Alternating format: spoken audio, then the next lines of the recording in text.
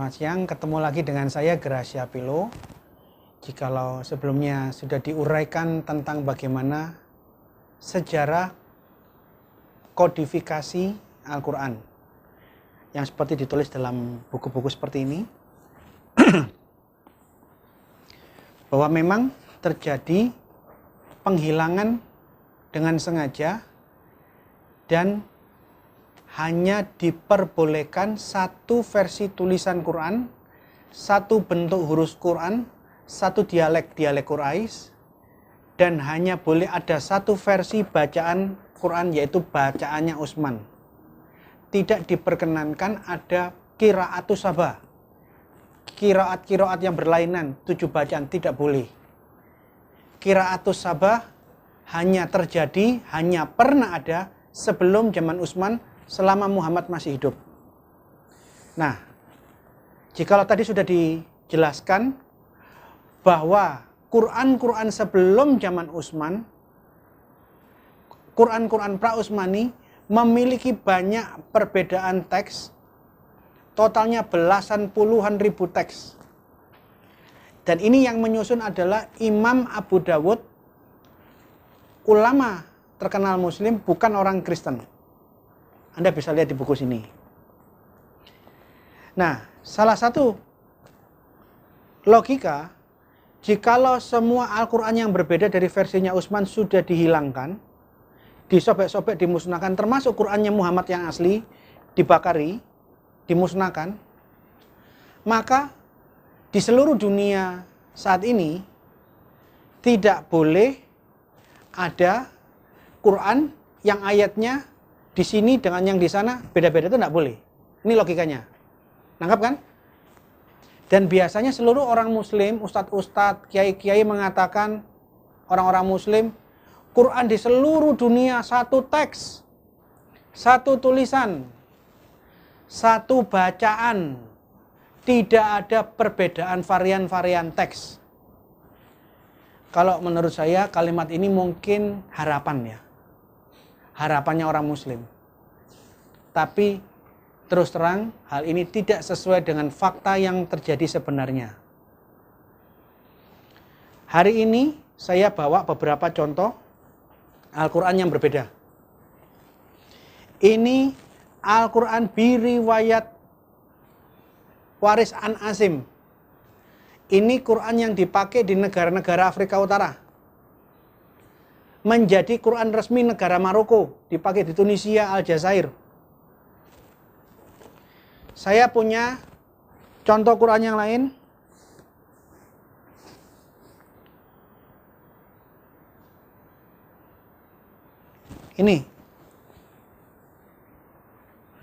Ini Al-Quran yang utamanya adalah riwayat Hafiz, tapi di bawahnya ada tulisan Hamas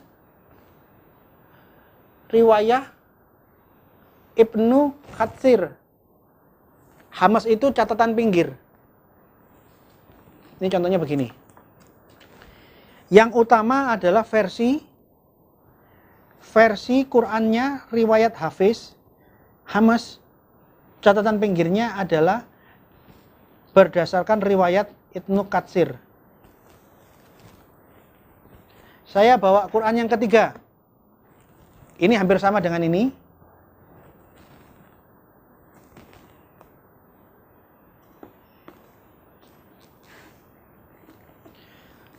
Quran utamanya Quran Hafiz, tapi dengan catatan pinggir perbedaan-perbedaannya dengan bacaannya As-Susi. Baca As-Susi. Saya bawa Quran keempat.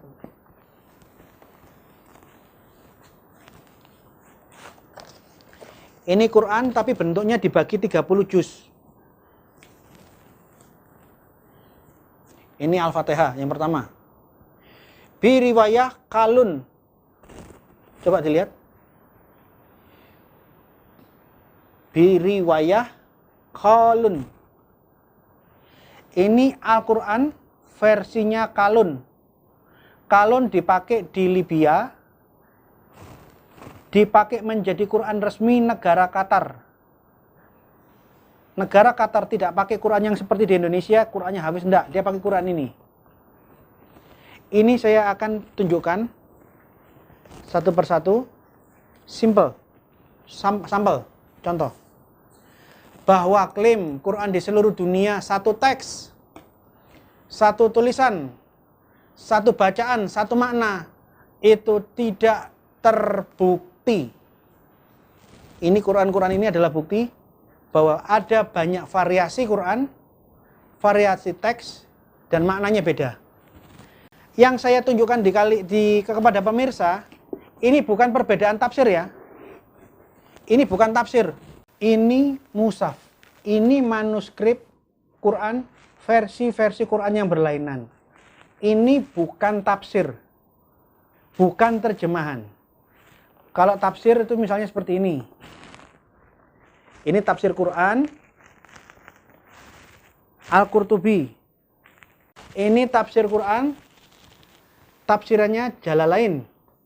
Jalalain itu ada dua orang yang bernama Jalal, namanya dibilang Jalalain. Dan ini bukan terjemahan. Itu bukan terjemahan, bukan tafsir. Ini mushaf. Nah, sekarang kita lihat. Sejak Utsman memberlakukan satu tulisan, satu bacaan, Quran disalin dari generasi ke generasi. Sekarang, Quran-Quran itu menyebar di seluruh dunia.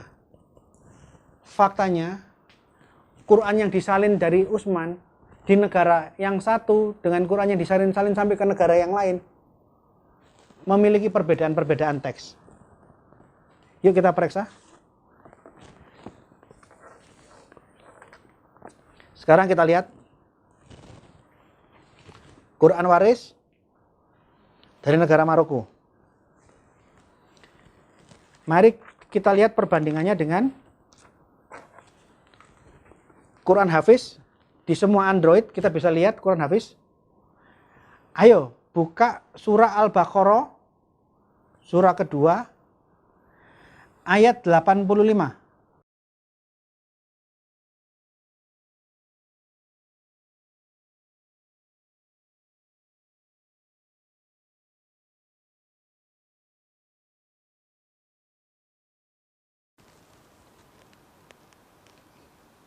Bisa lihat? Bigofilin ama, ini tuh, tak malun, titik duanya di atas ya. Tak malun yang engkau kerjakan. Sekarang kita lihat versi Maroko.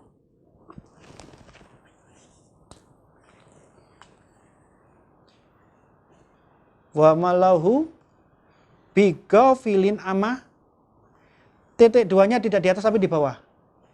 Ya malun. Di sini yang dipakai di Indonesia tak malun, dari yang kalian, engkau, you kerjakan. Versi Maroko, bigofilin ama ya malun, yang mereka. Di sini kalian kerjakan. Di Quran Maroko bukan you tapi they dan. Sekarang pertanyaannya, katanya hafal sampai titik koma. Hanya ada satu tulisan, satu bacaan, satu teks. Kenapa ada perbedaan seperti ini? Bukankah perbedaan-perbedaan bacaan sudah dimusnahkan, sudah dihabisi, dihilangkan oleh Utsman bin Affan? Tidak boleh ada banyak bacaan. Nah, faktanya, negara-negara Afrika Utara kalau baca Al-Baqarah 85, membacanya ya malun, mereka. Kenapa Indonesia membacanya tak malun? Bukan mereka tapi you. Ini bukti bahwa daya ingat salinan-salinan dari zamannya Utsman begitu disalin dari generasi ke generasi di bagian sana. Rasam Utsman disalin-salin sampai ke generasi bagian sini tidak sama. Daya ingatnya beda. Yang satu mengingat kalian, yang satu mengingatnya kamu. Sekarang kita lihat perbedaan kedua. Sekarang kita lihat di surah Al-Ahzab. Surah 33 surah Al-Ahzab nomor 68. Saya bacakan yang versi Hafiz ya. Rabbana aitihim difa'ini minal abzabi wal anhum la'nan kabiru. Kabir, besar. La'nan kabirun. Di sini menggunakan kata kabir, besar.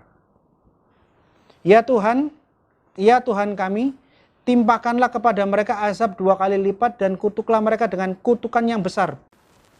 Sekarang kita lihat apa yang ditulis, apa yang ada di dalam Al-Quran versi Maroko. Katsirun, katsir. Ini bukan ba tapi za. Bukan besar, bukan big, tapi many. Tahu bedanya? Saya punya rumah besar dengan saya punya rumah banyak. Tahu bedanya? Ini mengatakan kutukan yang besar, big, kabir. Quran Maroko menulisnya apa? Bukan besar, tapi kutukan yang banyak berkali-kali, katsir. Katanya hafal. Katanya hafal sampai titik koma. Salah baca ketahuan katanya. Nah faktanya. Ini fakta. Jadi yang disampaikan di pengajian-pengajian di mana-mana itu mungkin harapan. Kalian orang-orang muslim mengharapkan bahwa punya Quran yang ideal, cuma satu tulisan, satu teks, satu bacaan, itu harapan kalian. Tapi faktanya Quran di Indonesia beda dengan Quran di Afrika Utara. Sekarang kita lihat perbedaan yang ketiga. Surah 21. Surah Al-Anbiya nomor 4. Di dalam surah Al-Anbiya, kalimat pertama, frasa pertama berbunyi qala. Qala Rabbi ya'lamul. Qala. Qala itu artinya dia berkata. Dia yang dimaksud di dalam ayat ini Muhammad berkata. He said. Dia yang ngomong. Bukan saya. Dia yang ngomong. Bukan saya yang ngomong. Dia yang dimaksud Muhammad. Di dalam terjemahan bahasa Indonesia juga sama. Lihat. Berkatalah Muhammad kepada mereka. Tuhanku mengetahui semua perkataan di langit dan di bumi, dan dialah yang maha mendengar lagi maha mengetahui. Quran versi Indonesia, surah Al-Anbiya nomor 4, tertulis Muhammad yang ngomong. Jadi kalimat itu kalimatnya Muhammad. Ya, qala. Sekarang kita lihat Qurannya Maroko. Doma. Bukan qala, tapi kul. Bukan dia berkata, dia yang ngomong. Dia maksudnya Muhammad. Bukan. Versi Maroko, katakanlah, say it. Ayat yang sama, kalau pakai versinya Hafiz, yang ngomong Muhammad. Tapi kalau pakai versinya Waris, yang ngomong di sini Allah. Apa kalian tidak bisa membedakan mana Allah, mana Muhammad? Bisa kan? Nah sekarang saya mempertanyakan. Dua-duanya ini ngaku Rasam Usmani. Tapi kenapa di dalam salinan yang dipakai orang-orang Maroko, Al-Anbiya 4 berbunyi kul, artinya Tuhan yang ngomong, katakanlah. Sedangkan Quran yang ada di Indonesia yang ngomong bukan Tuhan. Dia berkata, Muhammad yang ngomong. Yang benar Muhammad yang ngomong atau Allah yang ngomong ini? Karena Muhammad dengan Allah sudah beda. Ini bukti bahwa Quran yang satu di negara yang satu dengan Quran di negara yang lain, teks dan bunyinya dan artinya berbeda. Bohong kalau ada yang mengatakan semuanya sama. Itu harapan. Itu asumsi teologis, tapi bukan fakta yang ada di lapangan. Sekarang kita buka perbedaannya dengan Al-Quran yang dipakai di Qatar. Anda kalau pergi ke Dubai, entah mau jalan-jalan ke Timur Tengah, kalau mampir di Dubai, tolong pergi ke semua toko-toko buku yang ada di Dubai. Beli Quran yang ada di Dubai. Seluruh kota negara Qatar menggunakan Quran ini. Dia tidak pakai Quran Hafiz Indonesia. Tolong kalian beli. Sekarang kita lihat, apakah Quran yang di Qatar sama persis 100% dengan di Indonesia? Tidak, saudara. Lihat buktinya. Di dalam surah Tahrim, dan ingatlah Maryam binti Imran yang memelihara kehormatannya. Maka kami, Allah, tiupkan kepada rahimnya sebagian dari ruh kami dan membenarkan kalimat Rabb-nya dan kitab-kitabnya, bentuknya jamak. Dan dia adalah termasuk orang yang taat. Dalam bahasa Arabnya dikatakan bi kalimati robbiha wa kutubihi wa shadaqat bi kalimati robbiha wa kutubihi. Kutubihi bentuknya jamak, kitab-kitabnya. Versi Hafiz, kutubihi bentuknya jamak. Sekarang kita lihat Quran versi yang ada di Qatar yang dipakai di sebagian Sudan, bagian Afrika Barat. At-Tahrim juz ke-28. Ayat yang ke-12 tolong di-zoom. Quran yang dipakai resmi di negara Qatar dan sebagian Afrika Barat, di Sudan, tertulis bukan kutubihi tapi kitabihi. Bentuknya tunggal. Yang benar yang mana? Tuhan menurunkan kitab-kitab bentuknya jamak atau kitab dalam bentuknya tunggal? Versi Qatar bentuknya tunggal. Hafiz bentuknya jamak. Satu buku dengan banyak buku kan tentu berbeda. Sekarang pertanyaannya, katanya hafal titik koma, katanya hafal sampai bunyinya sehingga tidak ada perbedaan bunyi, tidak ada perbedaan bacaan karena dihafal di pikiran sampai titik koma. Itu harapan kalian. Faktanya, Quran yang dipakai di Sudan, di Qatar, surah At-Tahrim nomor 12. Indonesia membacanya bentuknya jamak, kutubihi. Yang di Dubai bacanya bukan jamak, tunggal, kitabihi.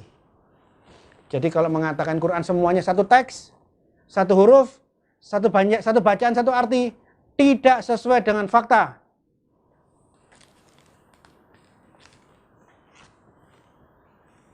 Itu asumsi, itu dugaan. Contoh lagi ya.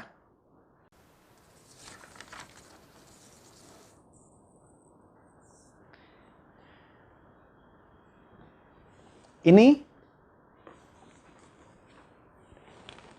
Quran utamanya pakai Hafiz, disertai catatan pinggir, bacaan-bacaannya versi Susi. Jadi kitab utamanya Hafiz sama dengan di Indonesia, hanya dia ada Hamas, ada catatan pinggir. Catatan pinggirnya menggunakan Al-Quran versinya Susi, riwayatnya Susi. Buka surah Al-Baqarah 271. Wa yukafiru ankum min sayiatikum wallahu bima ta'maluna khabir. Saya bacakan mulai dari wa yukafiru. Wa yukafiru.